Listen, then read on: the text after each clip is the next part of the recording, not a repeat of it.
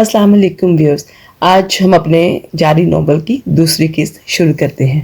Dashboard पर पड़े packet को उठाते हुए वो तस्वुर में ही उसके बिगड़े तेवरों का सोचकर महजूज हो रहा था।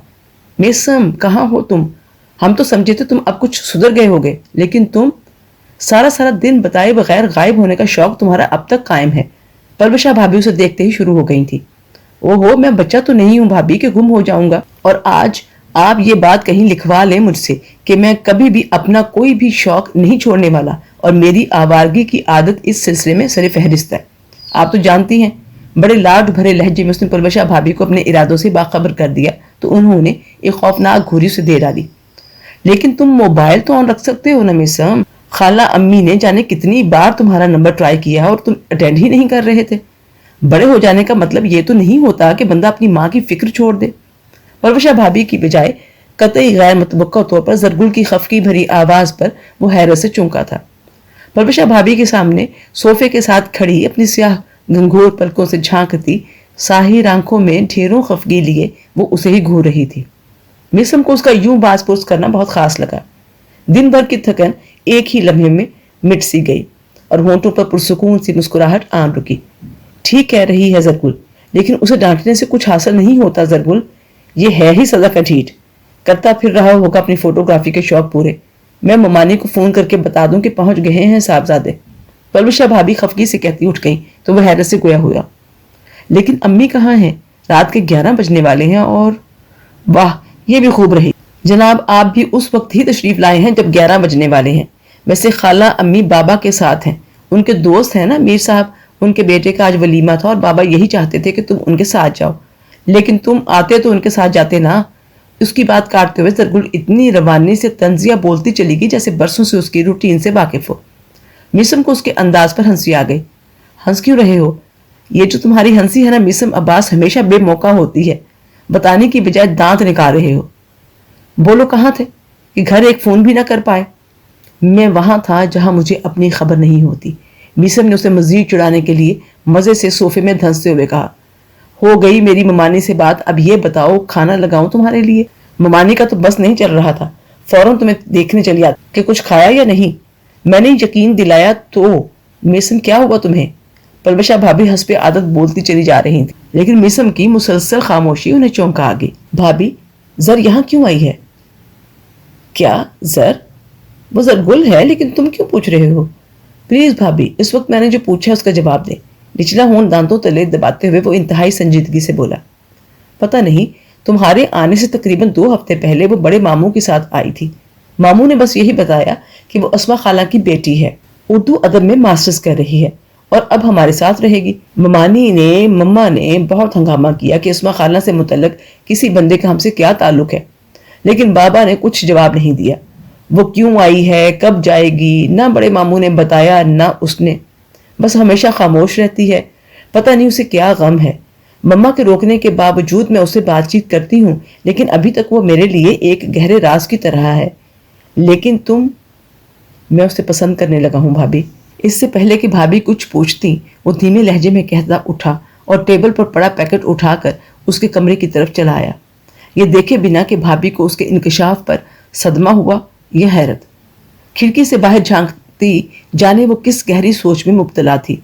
उसकी स्याह घंघोर पलकों से झांकती साहिर आंखों में जाने कौन सा दर्द ठहर गया था। मिसम चंद सानिये चुपचाप खड़ा हवा से उलझते उसके स्याह घने बालों को देखता रहा। फिर उसने आहिस्तगी से दरवाजे पर दस्तक दी तो वो चौंक कर मुड़ी। उसके गंदुमी चेहरे पर फैले गमों के साए मिसम को उसके सारे दर्द चुन लेने पर उकसाने लगे। उसकी आंखों में इस कदर वीरानी क्यों है? क्या उसने कभी खुशी के जायके को चखा ही नहीं? प्लीज मेरी सारी खुशियां ले लो और तुम बस मुस्कुराओ। आओ मिसम, रुक क्यों गए?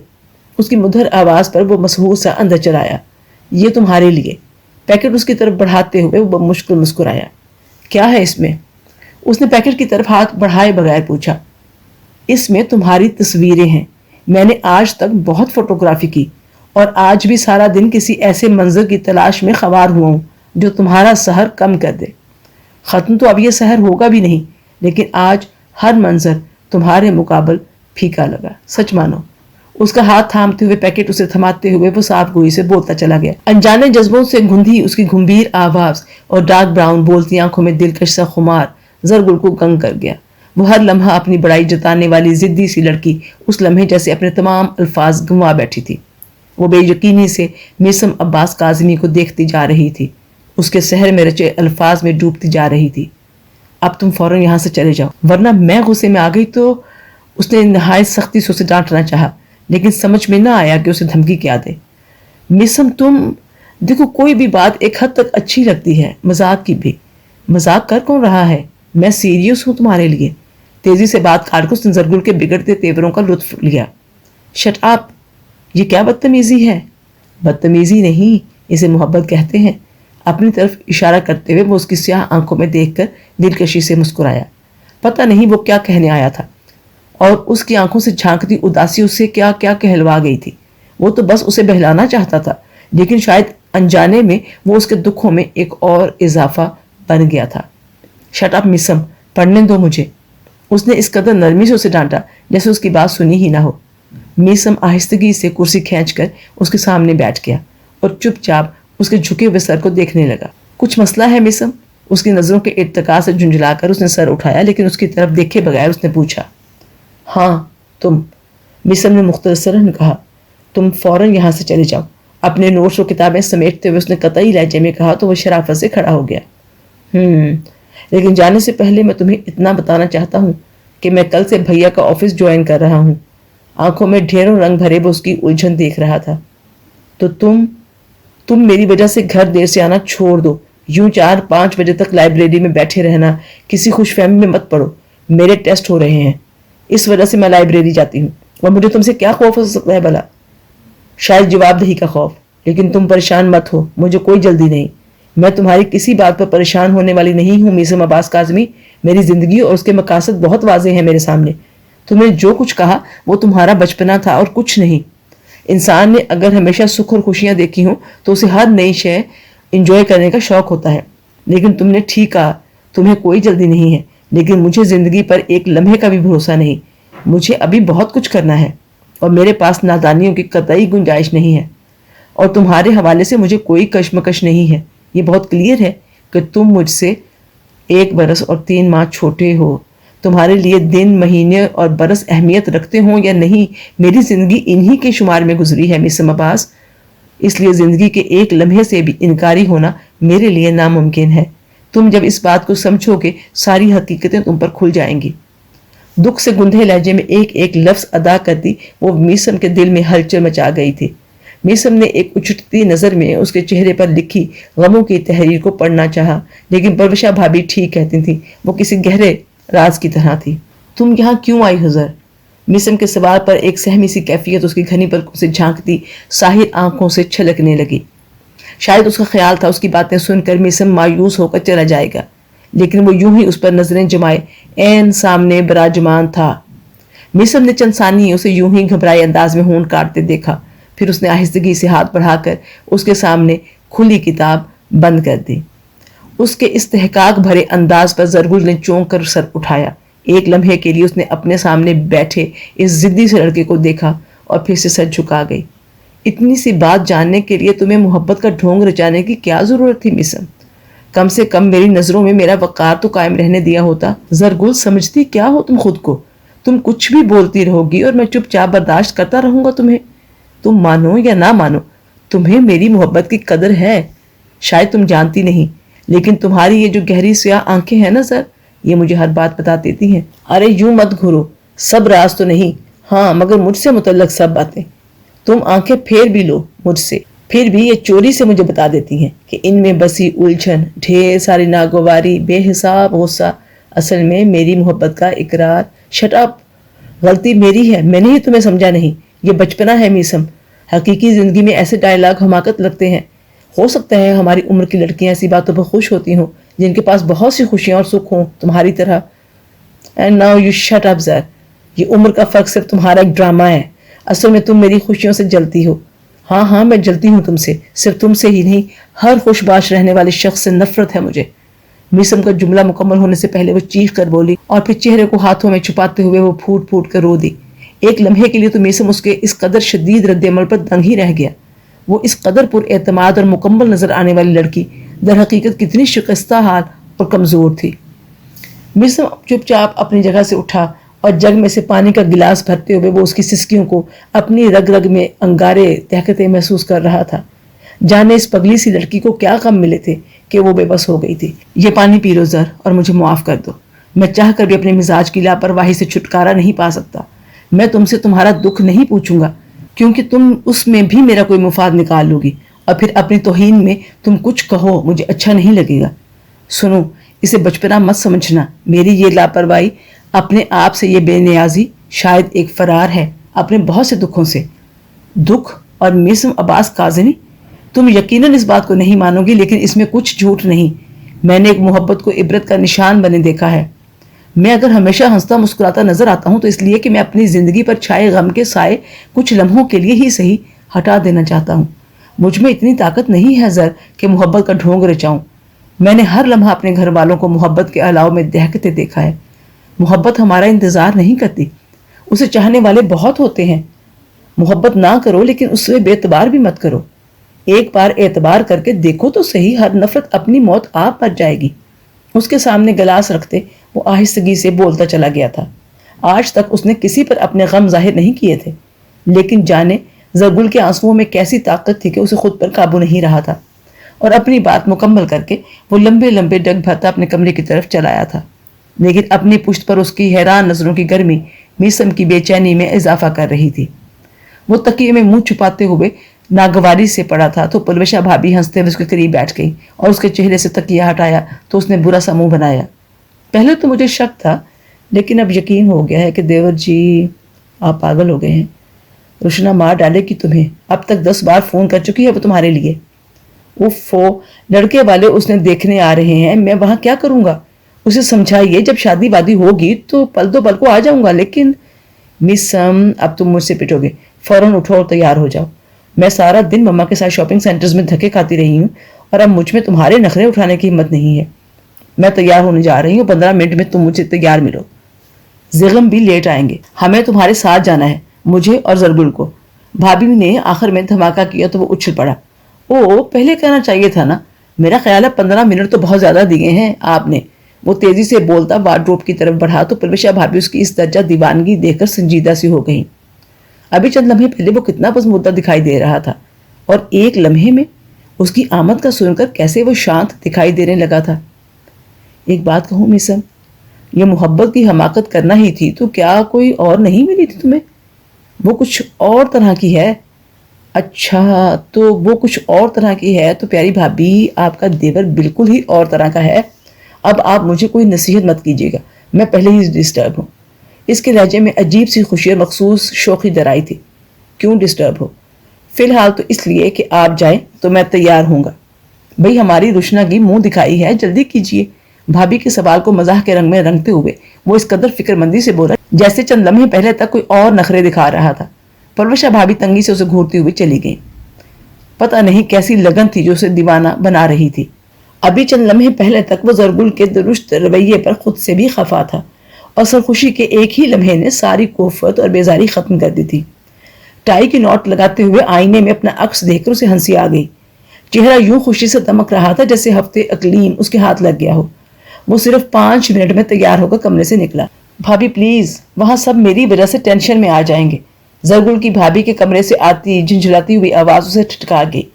وہ تمام گنگناہٹیں بھلائے خاموشی سے دروازے کے پاس رک گیا. میرے لیے یہی بہت ہے بھابھی کہ آپ، روشنا، زیغم بھائی مجھے اہمیت دینے لگے ہیں. میں یہ اہمیت کھونا نہیں چاہتی تو مناسب و نامناسب تم مجھے کو طے کرنے دو اور بالکل چپ چاپ بیٹھی رہو. مسم کی طرح تم بھی صرف نخرے کر رہی ہو اور کچھ نہیں. تم ہمارے ساتھ چل رہی ہو، یہی فائنل ہے اور اب اس پر کوئی بحث نہیں ہوگی. بھابھی فیصلہ کن انداز میں کہتی ڈریسنگ روم کی طرف بڑھ گئیں تو میسم آہستگی سے کمرے میں چلا آیا. وہ بیڈ پر سر جھکائے دونوں ہاتھوں کو ایک دوسرے میں پھنسائے مضطرب سی بیٹھی تھی. پتہ نہیں وہ اس وقت اتنی کنفیوز کیوں ہو رہی تھی. میسم نے گلا کھنکھار کر اسے اپنی موجودگی کا احساس دلایا تو اس نے یوں لرز کر اوپر دیکھا جیسے اس کے سر پر بم پھٹا ہو. میسم، تم کہاں تھے؟ وہ حواس قابو میں کرتے ہوئے فکر مندی سے بولی. لیکن میسم تو یک ٹک اسے دیکھے جا رہا تھا۔ میسم، وہ خاصی ناگواری سے اسے اپنی طرف یک ٹک دیکھتے پا کر بولی تھی، لیکن میسم تو جیسے کسی طلسم کے زیر اثر تھا۔ اس نے زرگل کی آنکھوں میں خفگی کے سائے گہرے ہوتے دیکھے تو چونک سا گیا، اور اسی لمحے زرگل نے باہر کی طرف قدم بڑھائے تو وہ بے بس سا اس کا رستہ روک گیا۔ پلیز زر، آج میرے سامنے رہو۔ اس کی گمبھیر لہجے سے محبت کی بے بسی عیاں تھی، لیکن وہ سنگ دل لڑکی جیسے ہر جذبے سے خار کھاتی تھی۔ اس نے سر اٹھا کر براہ راست میسم کی طرف دیکھا تو ایک لمحے کے لیے میسم کو لگا وہ اس ساحر آنکھوں میں ڈوب سا گیا تھا۔ میسم، میں تمہارا اعتبار کرنا چاہتی ہوں، دھیمے لہجے میں اس نے جیسے دھماکہ کر ڈالا تھا۔ وہ اس سے کسی ڈانٹ کی توقع کر رہا تھا، لیکن کتنا غیر یقینی سا تھا یہ سننا کہ وہ اعتبار چاہتی تھی۔ بس آج کے بعد کبھی ان آنکھوں میں آنسو نہ دیکھو، ان میں صرف غصہ اور جھنجھلاہٹ سجتی ہے۔ جاؤ، تم ہمارے ساتھ نہیں جا رہی ہو۔ آنکھوں میں جمع ہوتے آنسو بنا کہے میسم کو سب کچھ بتا گئے تھے۔ وہ اس وقت اسے اپنے سامنے دیکھنا چاہتا تھا، لیکن ان آنکھوں میں مچلتی خواہش اسے بے بس کر گئی تھی۔ چند لمحے وہ دنگ سی اسے دیکھے گئی، شاید اس کے اس قدر درست اندازے پر حیران تھی۔ حیران مت ہو، میں نے اندر آتے ہوئے تمہاری باتیں سن لی تھی۔ اب چلی بھی جاؤ، ورنہ میں اپنے وعدے سے مکر بھی سکتا ہوں۔ اس کی حیرانی کو ختم کرنے کے لیے وہ شرارت سے بولا، لیکن زرگل کے ہونٹوں پر بکھرنے والی مسکراہٹ اس قدر دلکش تھی کہ میسم مخمور سا ہو گیا۔ سنو زر، میں نے ابھی کچھ اور بھی سنا تھا۔ تم نے کہا کہ بھیا، بھابھی اور روشنا تمہیں اہمیت دیتے ہیں اور تم اس اہمیت کو کھونا نہیں چاہتی، تو کوئی ایسا بھی تو ہے جو تمہیں محبت دینا چاہتا ہے۔ سنو، اسے بھی مت کھونا، ورنہ وہ تمہارے بنا جی نہیں پائے گا۔ ایک سادہ سا فکرے کو اس نے حرف حرف اپنے دھڑکتے جذبوں سے پرو دیا تھا۔ اس کے ذرا سے التفات نے جیسے میسم کو دیوانہ کر دیا تھا۔ اس نے صرف ایک لمحے کے لیے میسم کی ڈارک براؤن آنکھوں سے چھلکتی دیوانگی کو دیکھا، اور اگلے ہی لمحے وہ کھٹ کھٹ کرتی باہر نکل گئی۔ اور یہ ایک لمحہ اتنا مختصر تھا کہ میسم دیکھ بھی نہ سکا کہ اس بے ساختہ سی اظہار نے اس کی گندمی رنگت میں گلابیاں گھول دی تھی، یا ان آنکھوں میں غصہ اتر آیا تھا۔ ارے تم اتنی جلدی تیار ہو گئے؟ او گاڈ میسم، تم وہی ہو نا جس کو کہیں جانا ہوتا تھا تو 1-1.5 گھنٹے سے پہلے تیار نہیں ہوتا تھا؟ بھابھی کی آواز پر وہ گہری سانس لیتا ہوا پلٹا۔ ریڈ اینڈ بلیک ساڑی میں وہ تمام کیل کانٹوں سے لیس پوری طرح تیار تھی۔ نہیں، وہ میسم عباس کاظمی اب آپ کو نہیں ملے گا۔ حیران تو مجھے ہونا چاہیے کہ آپ نے اتنے سے وقت میں یہ ساری لیپا پوچی کر کیسے لی۔ پروشا بھابھی کانوں میں جھمکے ڈالتے ہوئے اپنے نفاست سے کیے گئے میک اپ کی توہین پر تب ہی تو گئی۔ اسی لیے تو اچھا بدلہ لیا ہے تمہاری ساری بےہودگیوں کا اللہ میاں نے۔ تمہاری محترمہ کو لپسٹک پکڑنے تک نہیں آتی۔ ہائے، زرگل کہاں گئی؟ پروشا بھابھی کو تانے دینے کے بعد خیال آیا کہ وہ زرگل کو کہیں چھوڑ گئی تھی اور اس کی موجودگی میں انہیں ایسی کوئی بات نہیں کرنی چاہیے، اور اسے لپسٹک پکڑنے کی ضرورت بھی کیا ہے؟ شاید وہ میری ساری بےہودگیوں کے انعام میں ہی اللہ نے اسے اتنا مکمل بنایا ہے۔ ویسے آپ پریشان نہ ہوں، وہ یہاں نہیں ہے، میں نے اسے بھیجا ہے، وہ ہمارے ساتھ نہیں جائے گی۔ آج روشنا کو لڑکے والے دیکھنے آ رہے ہیں، اس کو دیکھ کر زوفی بھوپو اپسٹ ہو جائیں گے۔ ہماری کوئی خوشی تو پہلے بھی کبھی مکمل نہیں ہوتی، تو پھر کیوں ہم سب کا دل مزید دکھائیں؟ میں جانتا ہوں آپ چاہتی ہیں کہ ہماری فیملی میں اس کی جگہ بن جائے، لیکن ابھی نہیں۔ جب وقت آئے گا تو سب اس کی اہمیت کو مانیں گے۔ میرا خیال ہے اب ہمیں چلنا چاہیے، ورنہ وہ آپ کی خوفناک بہن۔ سٹاپ اٹ میسم، روشنا کے خلاف ایک لفظ نہ کہنا۔ بھابھی نے بگڑ کر اسے ٹوک دیا تو وہ ہنسنے لگا بھابھی کی اس اقربا پروری پر۔ یہ بے وقوف ملا کہاں سے تمہیں؟ میسم، مار ڈالوں گی تمہیں اگر تم نے ارسل کے متعلق ایک لفظ بھی غلط کہا۔ اس کی توقع کے عین مطابق روشنا بھڑک گئی تھی۔ اوہو، اب ہم غیر ہو گئے کہ ان ارسل صاحب کی خاطر تم ڈانٹو گی۔ میسم، تم بے حد بےہودہ ہو۔ روشنا نے ناگواری سے سلیقے سے سر پر اوڑھے دوپٹے کو نوچنے والے انداز میں سر سے اتارتے ہوئے اسے گھورا۔ تھینک یو، دیر سے ہی صحیح تم نے میری خوبیوں کو مانا تو صحیح۔ اب بھی وقت ہے تمہارا، وہ ارسل مجھ سے زیادہ بےہودہ نہیں ہو سکتا۔ تم میرے بارے میں کیوں نہیں سوچتی ہو؟ میسم، اب تم گئے۔ کرسٹل کا گلدان اٹھاتے ہوئے وہ کڑے تیوروں سے اس کی طرف بڑھی، اور اسی لمحے زوفشاں پھپھو دروازہ دھکیل کر اندر آ گئی۔ اچھا، تو حسب عادت تم میسم سے جھگڑنے میں مصروف ہو، تبھی تو میری آواز نہیں آئی۔ نیچے آؤ، ظہیر بھیا کا فون ہے، تمہیں بلا رہے ہیں۔ زوفشاں پھپھو کی اطلاع پر روشنا ایک دم سنجیدہ سی ہو گئی۔ آہستگی سے اس نے گلدان سائڈ ٹیبل پر رکھا اور سر جھکا کر زوفشاں پھپھو کے پیچھے نکل گئی۔ میسم کو ایک دم اپنے دل میں سناٹا سا اترتا محسوس ہوا۔ روشنا کے ایک دم فک ہو جانے والے چہرے نے اسے عجیب سی کیفیت میں مبتلا کر دیا۔ شام سے وہ اسی ایک لمحے سے ڈر رہا تھا۔ ارسل رشنا کا کلاس فیلو تھا اور آج اس کی مما اور بہنیں رشنا کا پرپوزل لے کر آئی تھی۔ ڈنر تک وہ لوگ رکے تھے اور تب سے یہی لگ رہا تھا کہیں کوئی کمی، کوئی تشنگی نہیں تھی، لیکن بھلا کب تک وہ لوگ ادھر ادھر دھیان لگا کر خود کو حقیقت سے بچا سکتے تھے۔ وہ آہستگی سے اٹھا اور رشنا کے کمرے سے نکل کر سیڑھیوں پر آ کر رک گیا۔ یہاں سے لاؤنج کا منظر صاف نظر آ رہا تھا۔ وہاں سب موجود تھے، بابا، امی، رضا انکل، زوفیاں پھپھو، زیغم بھیا اور پرویشا بھابی، سب تھے، لیکن سب پر سناٹا چھایا تھا۔ صرف رشنا کی سسکیاں تمام ماحول کو پزمودہ کر رہی تھی۔ میں آپ سے کوئی بات نہیں کرنا چاہتی، آپ کو ہماری خوشی یا غم کی پرواہ ہی نہیں ہے۔ اپنوں سے کوئی ایسا بھی کرتا ہے چھوٹے ماموں؟ سسکیوں کے ساتھ وہ ظہیر چاچو سے شکوے کر رہی تھی، لیکن میسم جانتا تھا ظہیر چاچو پر ایسا کوئی شکوہ اثر نہیں کرتا۔ شاید اب وہ کچھ بول رہے تھے، تبھی رشنا چپ تھی، لیکن اچانک وہ چیخ پڑی، مت کریں مجھ سے جھوٹے وعدے، میں پرویشا آپا کی طرح نہیں ہوں، میں بھی آپ کی بھانجی ہوں، جب تک آپ نہیں آئیں گے میں کوئی شادی نہیں کر رہی۔ اگر پیار کرتے ہیں تو ثابت کریں چھوٹے ماموں، ہمیں آپ کی ضرورت ہے اب۔ اور اس سے آگے میسم سے سنا نہیں گیا۔ وہ تیزی سے سیڑھیاں اترا اور بنا کسی کی طرف دیکھے وہاں سے نکل آیا۔ وہ اس ماحول سے، ان غموں سے بہت دور بھاگ جانا چاہتا تھا۔ وہ ان دکھوں کی آگ میں جلتا جلتا تھک چکا تھا۔ نہ جانے کس کی بد دعا تھی جو ان کی کسی خوشی کو مکمل نہیں ہونے دیتی تھی۔ ابھی تم اس احساس سے ہی بے خبر ہو جسے محبت کہتے ہیں، اور جب تم اس احساس سے آشنا ہو جاؤ گے تو محبت اور مصلحت کے فرق کو بھی جان جاؤ گے۔ ایک بار ظہیر چاچو نے اس سے کہا تھا، اور شاید اب وہ وقت آ گیا تھا کہ وہ ظہیر چاچو کے ساتھ بیٹھ کر اس مسئلے کو ڈسکس کرتا۔ ظہیر چاچو، آپ کو نہ صحیح، مجھے ان سب اپنوں کی آنکھوں سے جھانکتی محرومیاں بہت رلاتی ہیں۔ آخر کب تک آپ اس ایک محبت کا سوگ مناتے رہیں گے؟ اب لوٹ آئیے، ہر محبت، ہر مصلحت کو بھلا کر، اس سے پہلے کہ دیر ہو جائے۔ اسٹیئرنگ پر سر رکھتے ہوئے وہ ظہیر چاچو سے مخاطب ہوا۔ بظاہر وہ کتنے اچھے تھے، اتنی دور ہو کر بھی وہ سب سے رابطے میں رہتے تھے، ہر شخص سے وابستہ خاص دن انہیں یاد رہتا تھا، لیکن واپسی کا ذکر آتے ہی وہ بے حس سے ہو جاتے تھے، یوں جیسے اس موضوع پر وہ کسی سے کچھ نہ کہنا چاہتے ہوں۔ ظہیر چاچو، یہ محبت ہے یا مصلحت؟ آج اس کا فرق میں جان کر رہوں گا۔ گاڑی سٹارٹ کرتے ہوئے اس نے فیصلہ کن انداز میں سوچا۔ اب اس کا رخ گھر کی طرف تھا اور تصور میں زرگل خاکوانی کا چہرہ تھا۔ مجھے تم سے کچھ کہنا ہے زر۔ اس کے کمرے کا دروازہ نوک کر کے وہ اندر آ گیا تھا، اور بنا کسی تمہید کے اس نے یہ الفاظ کہے تو زرگل سہم کر اسے دیکھنے لگی۔ سب ٹھیک تو ہے نا میسم؟ تم اتنے پریشان کیوں لگ رہے ہو؟ بکھری کتابیں سمیٹتی ہوئی وہ اس کے سامنے آ کھڑی ہوئی تو میسم براہ راست اس کی آنکھوں میں دیکھتے ہوئے گویا ہوا، شاید تم اسے ڈھونگ سمجھو یا پھر میرا کوئی بچپنا، لیکن یہ سچ ہے زرگل خاکوانی کہ ہماری زندگی میں بہت خوشیاں ہیں۔ ہم چاہیں تو ہر لمحہ خوش اور پرسکون رہیں، لیکن ہم نہ خوش ہو پاتے ہیں نہ پرسکون ہو سکتے ہیں۔ اس کی وجہ صرف ایک غم ہے، صرف ایک غم جو ہماری ہر خوشی کو دیمک کی طرح چاٹ جاتا ہے، اور وہ غم اسما خاکوانی ہے، تمہاری ماں۔ میسم اس کے بے دردی سے کہے گئے الفاظ پر وہ گنگ ہو گئی تھی۔ اس سے چند قدم کے فاصلے پر وہ پھٹی پھٹی نظروں سے اسے دیکھ رہی تھی۔ ہاں یہ سچ ہے، اس گھر سے جا کر بھی وہ اس گھر کی تباہی میں شامل رہی ہیں۔ ہم برباد ہوئے تو اس کی وجہ وہ نہیں ہو سکتی۔ جانتے ہی کیا ہو تم؟ اس گھرانے نے انہیں دربدر کر دیا، لیکن ان کے منہ سے کبھی اس گھر یا اس گھر کے کسی فرد کے لیے بد دعا نہیں نکلی۔ میری موم نے تمام عمر دکھ سہے لیکن لوٹ کر کبھی یہاں نہیں آئی۔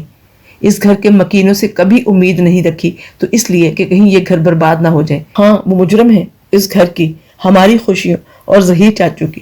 اس کے لہجے سے زیادہ میسم کے دل میں انگارے دہک رہے تھے۔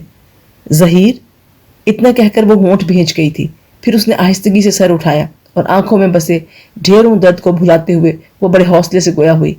ایک لمحے کے لیے اس کے زرد چہرے اور ویران آنکھوں کو دیکھ کر میسم شرمندہ سا ہو گیا۔ پتہ نہیں اس خوددار لڑکی کی انا کو کتنی ٹھیس پہنچی تھی کہ وہ یوں بجھ ہی گئی تھی، لیکن اگلے ہی لمحے زرگل خاکوانی کی آواز نے اس کی ساری توجہ خود پر مرکوز کر لی۔ تم بھی عجیب بے صبر انسان ہو میسم عباس، کبھی محبت کا دعویٰ کرنے چلے آتے ہیں اور کبھی مجرم ٹھہرانے میں لمحہ نہیں لگاتے۔ ہر بات کو یوں وضاحت سے نہ ہی جانا جائے تو بہتر ہوتا ہے۔ تم کیوں میرے لیے امتحان بن کر خوشی محسوس کرتے ہو میسم؟ زرگل کے الفاظ اور لہجے سے جھلکتی بے بسی میسم کے دل میں طوفان اٹھا گئی۔ نہیں زر، میں تو بس زندگی کے اس مسلسل امتحان سے تھک گیا ہوں۔ آخر کوئی حد تو ہوگی. تم سے مل کر ایسا لگا زر شاید تمہارے توسط سے ہی صحیح میں اس عذاب کو ختم کر لوں گا جس نے اتنے برسوں سے ہماری زندگی جہنم بنا رکھی ہے. لیکن اپنی مصیبت کے خاتمے کے لیے میں تمہیں پریشان کرنے کا تصور بھی نہیں کر سکتا. I am sorry. اتنا کہہ کر اس نے باہر کی طرف قدم بڑھا دیے. اس کے ذہن کی الجھن زرگل کے رویے نے اور بھی بڑھا دی تھی، لیکن وہ اس سے مزید کچھ پوچھ کے اس کی آنکھوں میں اپنے لیے بیزاری دیکھنے کی ہمت بھی نہیں رکھتا تھا. رک جاؤ میسم. زرگل کے پکارنے پر وہ حیران سا مڑا. گھنے سیاہ بالوں کو مضطرب انداز میں کانوں کے پیچھے اڑستی وہ یقین اور بے یقینی کے درمیان ڈولتی نظر آ رہی تھی، اور اگلے ہی لمحے جیسے وہ ہر حقیقت سے نقاب ہٹانے پر خود کو تیار کر چکی تھی. ایک گہرا سانس لیتی وہ واپس بیڈ پر جا بیٹھی. اس کی مسلسل خاموشی سے میسم کو لگا وہ اسے روک کر بھول گئی. پتہ نہیں میسم تمہیں مجھ پر اتنا بھروسہ کیوں ہے.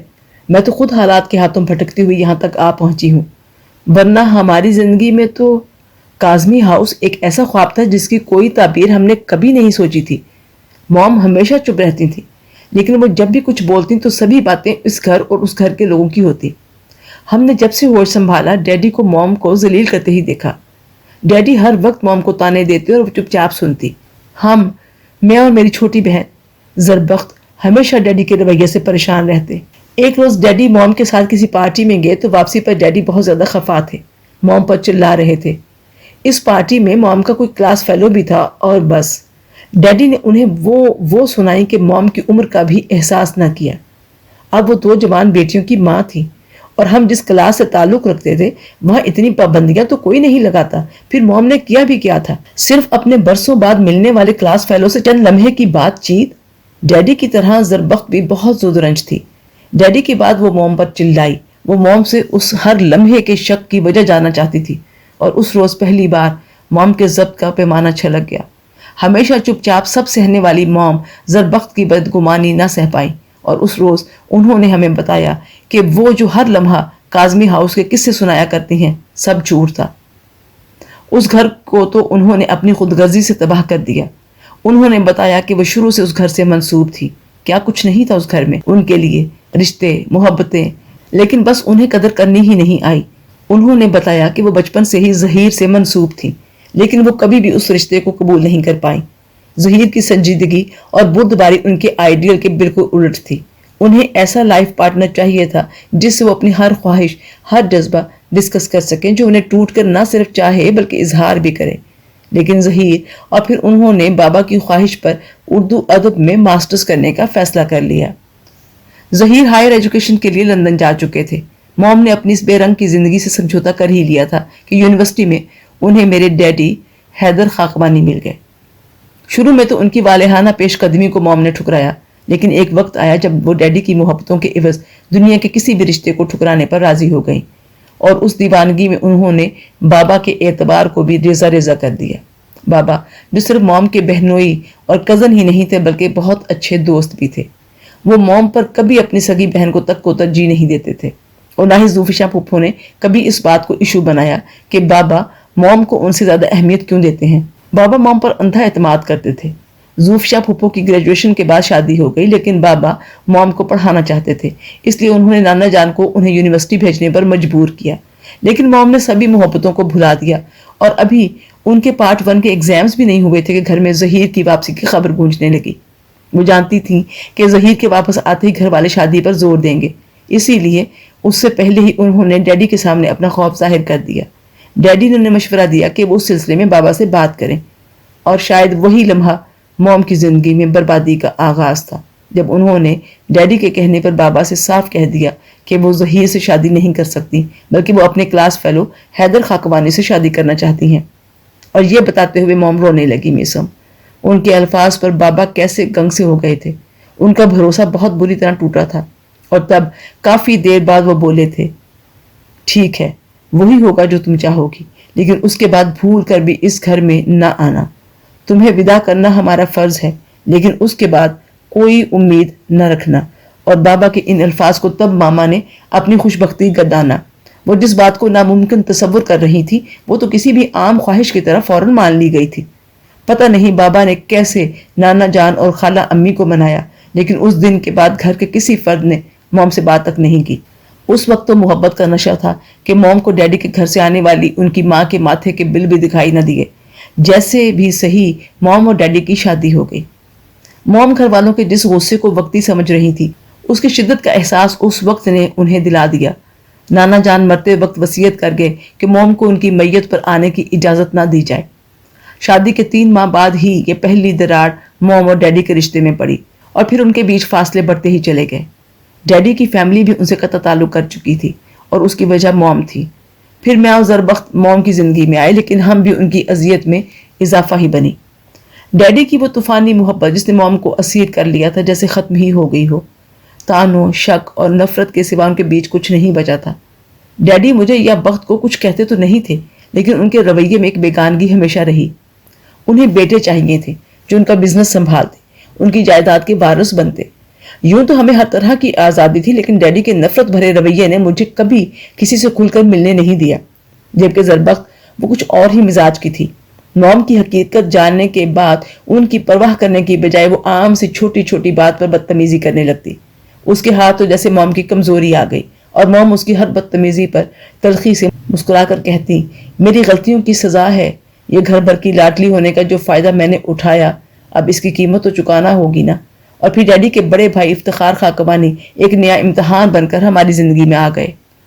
ہم نے تو کبھی کسی خاندانی رشتے کو جانا ہی نہیں تھا، سوائے اس کے کہ کوئٹہ میں ڈیڈی کا آبائی گھر ہے۔ ہمیں کچھ پتہ نہیں تھا۔ افتخار انکل کے روز روز چلے آنے پر ہمارے گھر کی ٹینشن میں اضافہ ہوتا گیا۔ اکثر ڈیڈی غضبناک موڈ میں آتے جاتے دکھائی دیتے۔ میں نہیں جانتی تھی گھر میں کیا چل رہا ہے، اور جب جانا تو میرے پاس اپنے بچاؤ کا کوئی راستہ نہیں بچا تھا۔ اس روز ایک طویل عرصے بعد ڈیڈی ڈنر پر ہمارے ساتھ تھے۔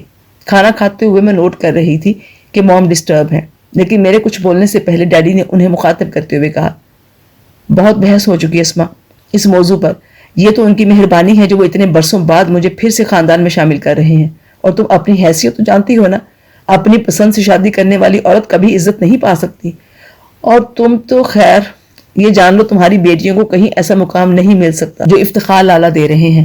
صبح وہ لوگ پہنچ رہے ہیں اور 1-2 روز میں نکاح ہو جائے گا۔ کس کا نکاح ہو رہا ہے ڈیڈی؟ زربخت نے جس سے پوچھا۔ ارے تمہیں موم نے نہیں بتایا؟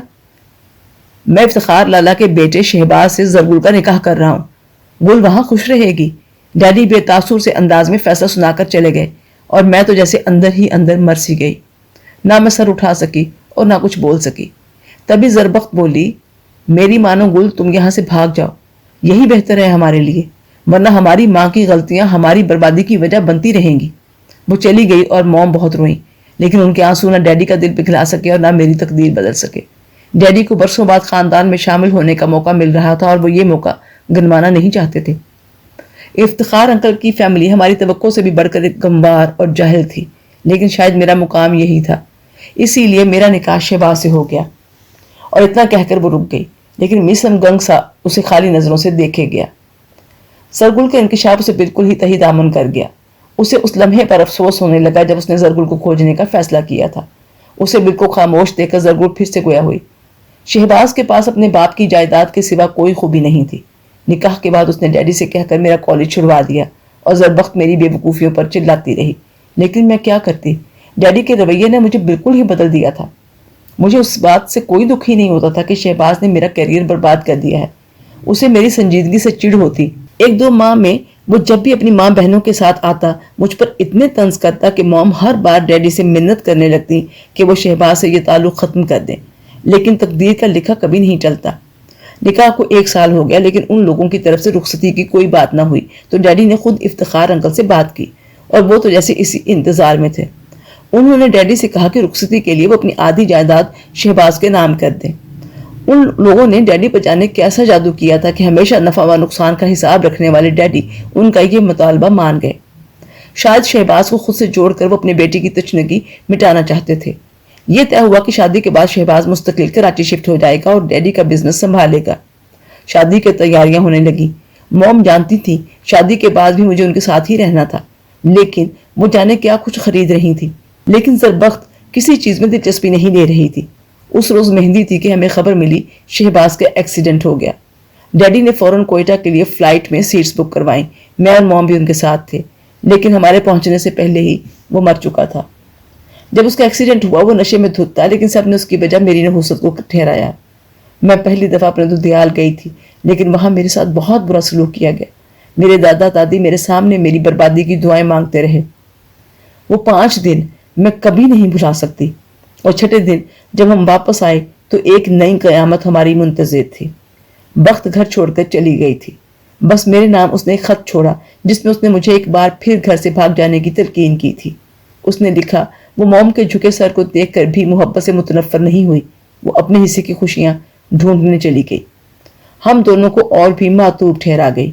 ڈیڈی نے اس روز پہلی بار موم کو بری طرح پیٹا۔ میں نے چھڑانا چاہا تو مجھے بھی، اور اس سے آگے اس سے ایک لفظ بھی نہیں بولا گیا۔ چہرے کو ہاتھوں میں چھپاتے ہوئے وہ پھوٹ پھوٹ کر رو دی، اور میسم میں تو جیسے حوصلہ ہی نہیں تھا کہ اس کی تسلی کے لیے ایک لفظ بھی کہے۔ بظاہر وہ کتنی پرسکون نظر آتی تھی، لیکن اس کے دل میں کیسے طوفان چھپے تھے۔ بھلا اس وقت کون سا لفظ تھا جو اس کے غم کی شدت کو کم کر سکتا؟ میسم نے آہستگی سے ہاتھ بڑھا کر اس کے دونوں ہاتھوں کو اپنی مضبوط پناہ میں لے لیا۔ اور کوئی وقت ہوتا تو میسم کی اس جرت پر شاید اسے جھاڑ کر رکھ دیتی، لیکن اس لمحے وہ اتنی زود رنج ہو رہی تھی کہ کچھ کہنے کی بجائے میسم کے ہاتھوں پر سر رکھے روئی چلی گئی۔ پتہ نہیں کب کے ٹھہرے آنسو تھے جو اس محبت بھرے لمس سے بہتے چلے آ رہے تھے۔ میسم کے ہاتھوں پر اس کے آنسو انگاروں کی طرح دہک رہے تھے، لیکن وہ چاہ کر بھی اسے چپ نہیں کرا سکا۔ میں موم کے دکھ کم کرنا چاہتی تھی میسم۔ غم کا سمندر اس لمحے طغیانی پر تھا۔ تبھی وہ چند لمحوں بعد آنسوؤں میں گھلے لہجے میں بولنے لگی۔ اس نے میسم کے ہاتھوں سے چہرہ ہٹایا تو اس کے چہرے پر کھنڈی زردی دیکھ کر میسم کا دل جیسے کسی نے مٹھی میں لے لیا۔ موم کو سرخرو کرنے کے لیے میں نے شہباز جیسے شخص کا ساتھ قبول کر لیا، لیکن میری کوئی قربانی ان کے کسی کام نہ آئی۔ یہ زربخت کے ایک بار نے موم کو توڑ کر رکھ دیا۔ ڈیڈی کی مار پر موم بے ہوش ہو کر گری اور پھر اٹھ نہ سکی۔ موم کو فالج ہو گیا۔ وہ بلک بلک کر روئے جالی جا رہی تھی، لیکن دل میں مچلتے دکھ آج بیان ہونے کو بے قرار تھے۔ موم کو ہاسپٹل میں 7 دن ہو گئے، لیکن ڈیڈی نے ان کی خبر تک نہیں لی، اور جب وہ آئے تو ان کے ساتھ افتخار انکل تھے۔ ڈیڈی خاموش تھے، لیکن ان کے چہرے پر صاف لکھا تھا کہ میری تقدیر کا فیصلہ پھر ہو چکا ہے۔ افتخار انکل موم کو دیکھ کر طنز سے بولے، دیکھ لیا تم نے اپنے گناہوں کا انجام؟ آخر یہی ہوتا ہے تم جیسی عورتوں کے ساتھ۔ موم یہ الفاظ برداشت نہ کر کے رونے لگی، اور اس لمحے میں اپنی موم کی یہ حالت برداشت نہ کر سکی، اور میں غصے سے بولی، افتخار انکل، میری موم نے کوئی گناہ نہیں کیا۔ یہ بربادیاں جتنی بھی ہیں ان کا ذمہ دار آپ کا بھائی ہے۔ ہاں ڈیڈی، آپ نے محبت تو کی، لیکن اس پر بھروسہ نہ کر سکے، اسی لیے کسی کے پاس کچھ نہیں بچا۔ ڈیڈی میرے بولنے پر جیسے سن سے ہو گئے، لیکن اس سے پہلے کہ وہ کچھ شرمندہ ہوتے، افتخار انکل پھر بول پڑے، واہ، تو تیری بھی زبان نکل آئی، یا اپنی ماں اور بہن کی طرح تو نے بھی کوئی بے وقوف ڈھونڈ لیا ہے۔ میرا ایک بیٹا تو کھا گئی ہے، لیکن پھر بھی مجھے اپنے بھائی کے دکھوں کا احساس ہے۔ کل ہی تیرا نکاح شاہد کے ساتھ کر کے تیرے تو پر کاٹتا ہوں میں۔ وہ کہہ کر چلے گئے۔ ڈیڈی بھی چپ چاپ ان کے ساتھ تھے۔ پتہ نہیں اس بار انہوں نے ڈیڈی کو کیسے بلیک میل کیا تھا۔ وہ تو دولت کی خاطر اپنے چند دن پہلے مرنے والے بیٹے کو بھی بھول گئے تھے۔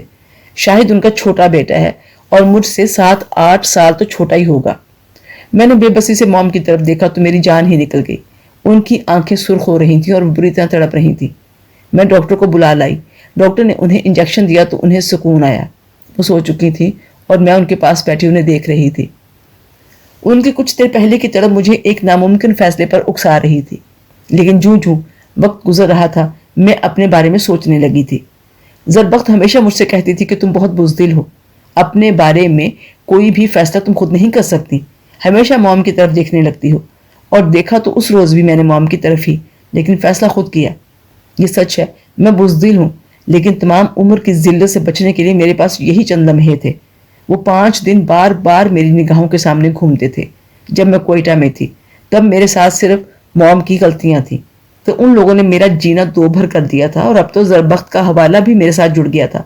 موم کو وہیں سوتے چھوڑ کر میں گھر گئی، اپنا سامان پیک کیا اور موم کی ڈائری سے کاظمی ہاؤس کا ایڈریس نوٹ کر لیا اور ایئرپورٹ آ گئی۔ پتہ نہیں کیوں یہ فیصلہ کیا تھا میں نے، لیکن موم کے بعد اگر میں نے کسی پر بھروسہ کرنے کا سوچا تھا تو وہ بابا تھے۔ میں نے گھر چھوڑا ضرور تھا، لیکن وہاں سے بھاگی نہیں۔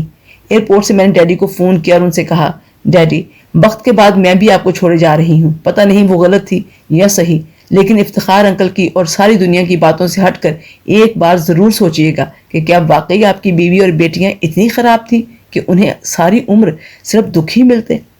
اور ہاں، مجھے کوئی بیوقوف نہیں ملا. میں ایک تجربے کے بعد دوبارہ یہ غلطی نہیں کر سکتی. میرے لیے شہباز خاکوانی ہی بہت تھا. مرد محبت کا کتنا بھیانک انجام کرتا ہے یہ میں آپ کی صورت میں دیکھ چکی ہوں، لیکن موم کو ساتھ نہیں لے جا سکتی کیونکہ میں جہاں جا رہی ہوں موم نے وہ جگہ آپ کے بھروسے پر بہت پہلے اپنے لیے حرام کر لی تھی. کاظمی ہاؤس جا رہی ہوں میں، اور میرے پیچھے آنے کی غلطی مت کیجیے گا کہ اب تک میں نے جو برداشت کیا وہ موم کے لیے تھا، لیکن اب میں اپنے لیے جینے جا رہی ہوں. اور پھر میں یہاں آ گئی، لیکن موم کی غلطیاں یہاں بھی میرے ساتھ تھیں. یہاں آ کر میں نے جان لیا کہ مجھے تمام عمر موم کی زندگی ہی جینا پڑے گی. میں موم کی غلطیاں سدھارنا چاہتی ہوں، وہاں نہ صحیح یہاں. میں اپنی موم کو سرخرو کرنا چاہتی ہوں کہ یہ لوگ تو موم کے اپنے ہیں. ضروری نہیں کہ اپنی پسند سے شادی کرنے والی عورت ہر مقام پر بے عزت رہے. میری موم کے دکھوں کی پرواہ کبھی کسی نے نہیں کی. انہوں نے تمام عمر ایک غلطی کی سزا میں گزار دی، اور اب مجھے ایک بار پھر اس غلطی کے ازالے کی کوشش کرنا ہے، چاہے اس کے لیے مجھے کچھ بھی کرنا پڑے. آنسوؤں سے گندھے لہجے میں عزم سے کہتی وہ اس لمحے سارے جہاں سے بڑھ کر مضبوط لگی. کتنے غم سہے تھے اس نے، لیکن اب بھی اس کا حوصلہ قائم تھا. وہ اپنی ماں کی غلطیوں کا ازالہ کرنا چاہتی تھی اور میسم اپنے گھر کی خوشیاں واپس لانا چاہتا تھا. ان دونوں کی منزل کو ایک ہی راستہ جانا تھا. میسم نے ایک نظر اس کی آنکھوں میں ٹھہرے یقین کی روشنی کو دیکھ، اور پھر اس نے آہستگی سے اس کے گالوں پر بہتے آنسوؤں کو اپنے پوروں پر چن لیا اور اس کے چہرے پر بکھری لٹوں کو ہٹاتے ہوئے گویا ہوا، تمہاری بے وقوفی پتہ ہے کیا ہے؟ تم ہمیشہ اکیلے ہی ہر مشکل سے لڑی ہو. اب مجھ پر اعتبار کیا ہے تو دیکھنا ہر نفرت محبت میں بدلے گی، اور اس بار تمہیں کوئی دکھ نہیں اٹھانے پڑیں گے، صرف خوشیاں تمہارا مقدر بنے گی. اور یہ میسم عباس کاظمی کا وعدہ ہے تم سے. اس کے نرم ہاتھوں پر گرفت مضبوط کرتے ہوئے وہ اسے اپنے ساتھ کا یقین دلا رہا تھا. زرگل نے سر اٹھا کر اس کی طرف دیکھا اور اس کی آنکھوں سے جھانکتے خلوص نے ایک لمحے میں زرگل کو اپنا اسیر کر لیا تھا. وہ آہستگی سے مسکرائی تو میسم کو لگا اگر وہ یوں ہی ہمیشہ مسکراتی رہے تو شاید دنیا میں کہیں کو مشکل باقی نہ رہے. وہ خود ہی اپنی سوچ پر مسکرا رہا تھا، لیکن زرگل کے الفاظ نے اسے چونکا دیا. وہ کہہ رہی تھی، ڈیڈی کا دل تو موم کی ریاضتوں نے شاید موم کر دیا ہے. یہاں آنے کے بعد میں نے گھر فون کیا تو پتہ چلا ڈیڈی موم کو لے کر میرے یہاں آنے کے اگلے روز ہی لندن چلے گئے ہیں ان کا علاج کروانے کے لیے. شاید ڈیڈی نے مجھے بے خبر رکھ کر میرے یوں چلے آنے کا بدلہ لیا ہے مجھ سے، لیکن میں ان سے معافی مانگ لوں گی. اور اب لگتا ہے ڈیڈی سے بڑھ کر تو موم کو یہاں کے لوگ چاہتے ہیں. پھر کیوں نہ ایک دن وہ معاف کر دیں گے انہیں. میسم، مجھے ظہیر کاظمی سے بات کرنی ہے. یہاں موم کی سرخوئی ظہیر کاظمی کی واپسی سے ہوگی. اس نے بڑے یقین سے کہا تھا، اور میسم بھلا کیوں اس کے یقین کو جھٹلاتا. اس نے اس بات میں سر ہلاتے ہوئے اسے اپنے ساتھ کا بھرپور احساس دلایا تو وہ ایک بار پھر مسکرا دی. میسم، امی کے پکارنے پر وہ بری طرح چونکا تھا. اسے کچھ ہی فاصلے پر امی اسے کڑے تیوروں سے گھور رہی تھی. کیا ہوا امی؟ اب تک کچھ نہیں ہوا. تمہیں کیا ہوا؟ کب سے فون کی گھنٹی بج رہی ہے اور تمہیں ہوش ہی نہیں؟ امی نے ڈپٹ کر کہا تو اپنی بے خودی پر ایک بے ساختہ سی مسکراہٹ اس کے ہونٹوں پر آ گئی. لیکن اس سے پہلے کہ امی اس مسکراہٹ کا سبب پوچھتی، فون نے ایک بار پھر بج کر اس کی جان امی کے اتاب سے بچا لی. کیسے ہو؟ تم نے تو شاید مجھے پہچانا بھی نہ ہو. مجھے تحریم کہتے ہیں.